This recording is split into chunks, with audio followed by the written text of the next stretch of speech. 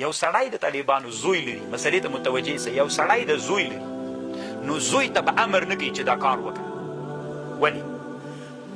ځکه به نه ورته وایي چې دا کار وکړه که بالفرض د زوی دا کار ونه کړي. دی خو طالبانو دی عاق سو که عقوق د والدینو دا څوک ده؟ ګناه کبیره ده که عقوق د والدینو یو الاکبر له کبایرو نه اشراک بالله ده، سحر ده، یو له عقوق د والدینو ده.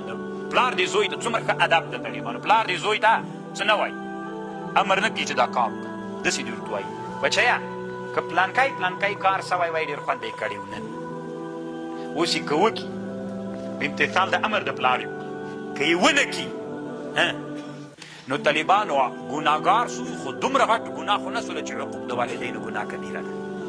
سخته خوندور خبره یې کړې، رښتیا وایي طالبان. اوس د مور پلار نه خبر منل خو ګناه کبیره ده، سړی پرې فاسق سو. پلار دې نه ورته وایي پلاره دا زده کړه چې بچي ته وایې دا کار وکړه، مه ورته وایه داسې، که وایي نه کړي عاق سو، ګناه کبیره کې مبتلا سو، څه ورته وایه؟ که دغه کار له دغه جنه تر دغه دا اوس سوی وای ډېر خوند یې کړی.